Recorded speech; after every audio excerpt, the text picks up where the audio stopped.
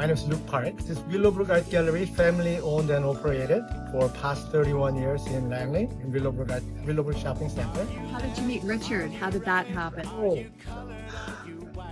I actually went to the art show called West Fine Art Show, and we had collection of artists from this local Vancouver. And somehow I was introduced Richard from one of the local artists from our gallery.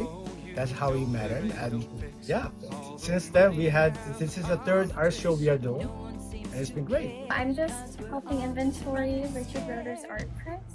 Fantastic. Here are these limited edition signed books.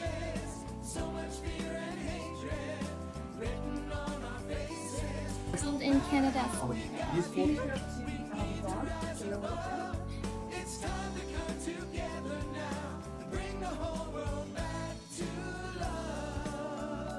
Richard, you've had an extraordinary career as an NHL goaltender. Mm-hmm. What was the moment or feeling when you turned towards art after hockey? I've been painting since I was 18 years old. So even through my career, I did paint. So it's nothing. It was always inclined to that. It was, like I said before, I have two passions: sports I was doing professionally and art, which I'm doing it professionally. So the transition was like after your hockey career, you go into the corporate world, which I hated, but that's you got to do for. But I was still doing my art all the way, and then at one point I said, okay, that's all I want to do, and I dove into it, and I've been working at it for over 32 years now. So professionally, so it's a job, and I love it. Yeah, well, I can see that you love it just by the art surrounding you right now. And you said art is where I found my peace after the roar of the crowd faded. Do you ever feel the adrenaline of your hockey days creeping into your art? When you play hockey, it's a challenge every day. And when you get in front of the canvas, it's a challenge every day.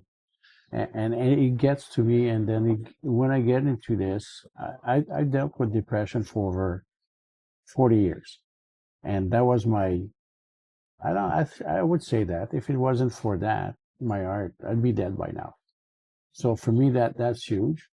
And I understand what people need help, and they need support. And, I remember my doctor telling me, say, Richard, you have a problem. Talk about it. Talk to your friends, and you're going to see who are your real friends. And that is true. Your paintings, especially your childhood memories series, feels deeply emotional. When you paint, are you recreating memories, or are you interpreting the feelings behind them? It's both. I mean, I grew up in Montreal, and my dad used to do a backyard drink. But when it started, I started those paintings. I was in a gallery in Fort Langley. I did a few of them a long time before, but it wasn't something I was looking for. She said, we're going to do something on ice and snow. I said, what are you talking about? Start thinking, yeah, well, my dad used to do the backyard rink. We played on ice and the snow, and then the ideas just started flowing. And I did 4 paintings for that show. She sold it in an hour and a half. She said, you're going to keep doing this. And almost 15 years later now, it's still going strong. It's still doing good, but it's a happy place. And it brings back, it's called my childhood memories, hockey memories. But everybody through Canada, they really reflected, they go back and say, yeah, I was like that when I grew up. And I didn't know I'd touch a nerve like that, but I guess I did. And it does help. I'm Richard Brodeur, the ex-hockey player, and yes, it does. But it's all that together makes it work. And for me, if I can bring people, look at them, they start smiling, well, did my job. Yeah, they make me smile. I know that. I want to know your creative process. Do you plan a piece fully before you start, or do you let the story unfold on the canvas? Well, I have an idea when I start what I want to do, right? What type of scene I want to do, and who the players are going to be, because you got it's a symbol of when you put the jersey, different teams on it. Because when we grew up, I was the Rocket Richard, I was the Jean Béliveau, I was, like we were. Even now, the kids, I'm sure they want to be McDavid or Crosby or these guys. Well, that's what it is. And I didn't have a jersey like that. but I was thinking I was, that guy, that goalie.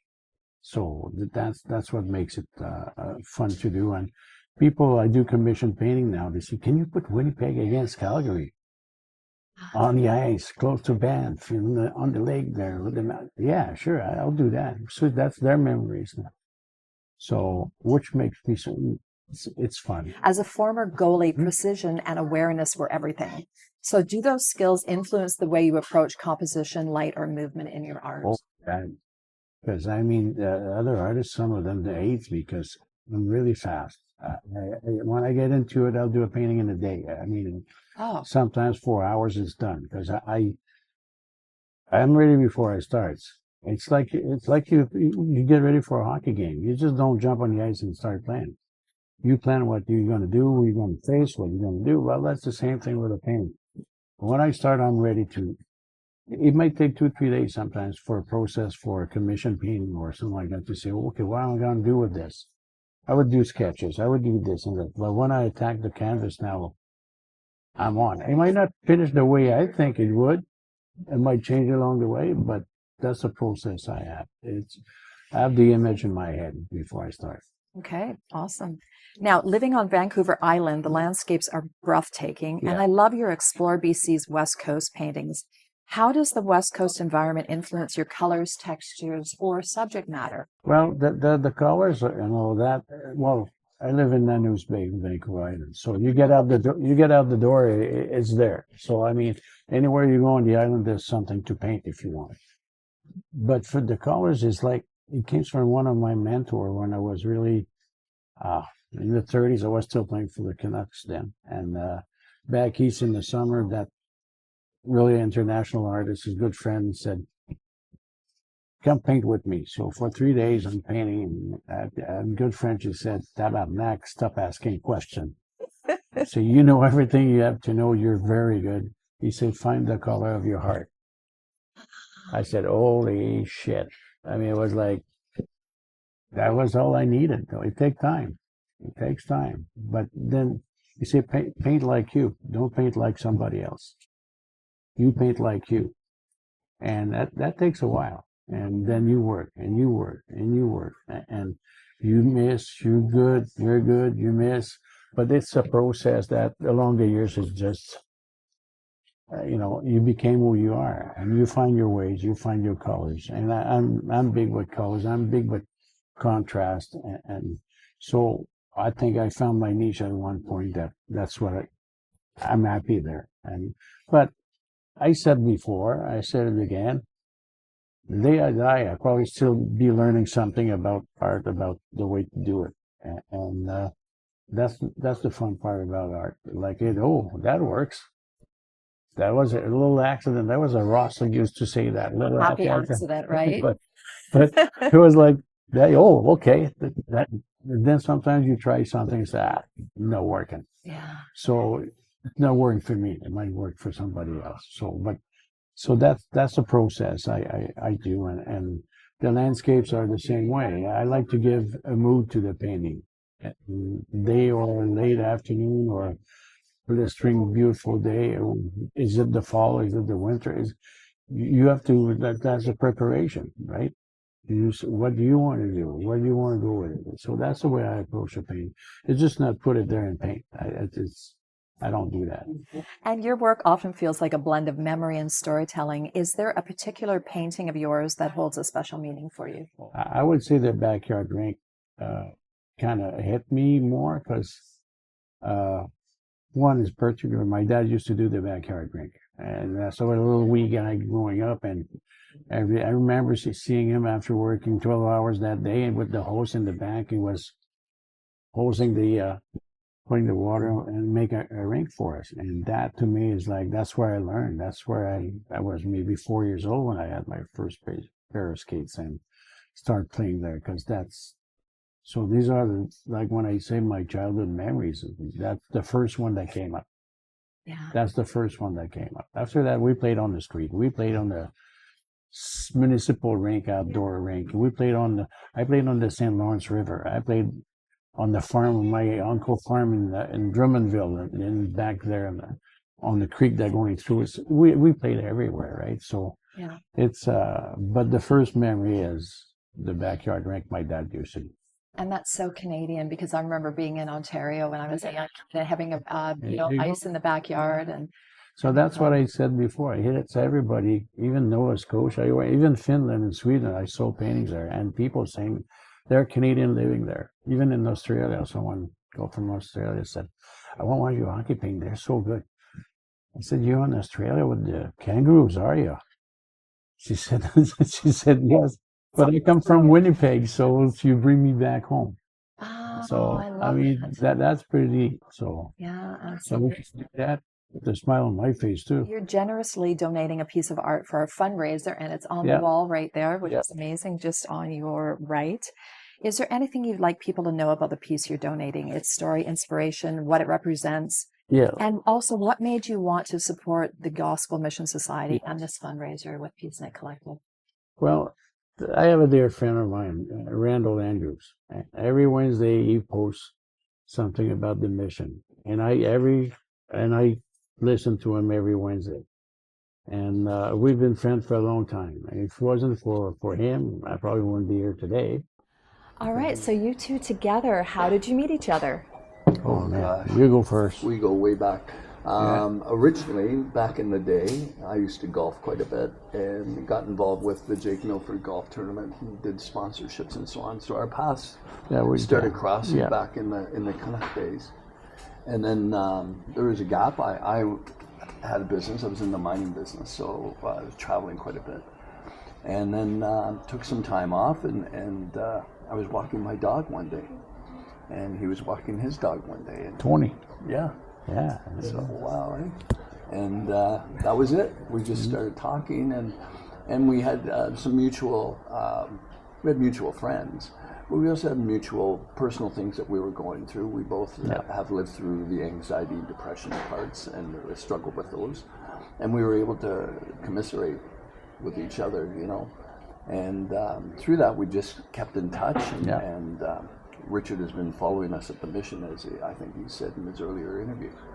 And through that, he'd always phoned me and said, "Listen, if there's anything I can do, just ask me and I'll do it." And my biggest concern was he wanted to come down. And we'd love him to come down the mission. Yeah. The problem with him coming down the mission is we'd never get any food served because everybody'd be running to talk to Richard. That's right. And our biggest problem would be trying to clear the house so we could get finished and get home. But we've known each other for a while, for sure.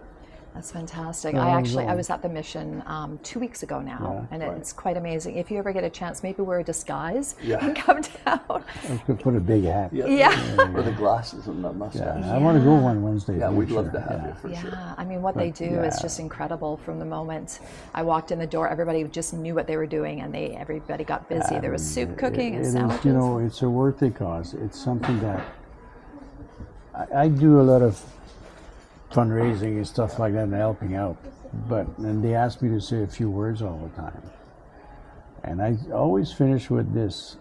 It's like, if you're in a position you can help in any way, it doesn't have to be financial, why not?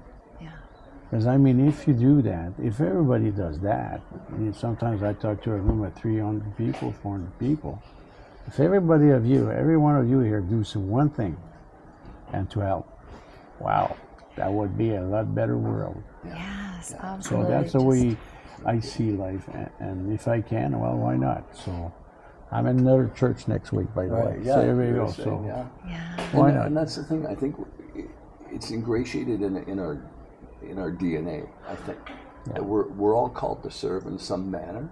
It doesn't matter whether it's serving at the mission or serving at a church or serving your neighbor. You know, bringing your neighbor some food because they can't get out. During COVID, I think that came out even more with people realizing that, you know, I have a neighbor and my neighbor hasn't come out the door in 3 days. I wonder if they need food or wonder. There you go. So we're called. It's in our genes to do it, and we just have to find our niche. Mine happened to be the mission. That's right. And for me, I could say one thing. When I came to Vancouver, the Griffiths were the owner of the Canucks there. And Arthur, we worked together a couple of days ago, really good friends.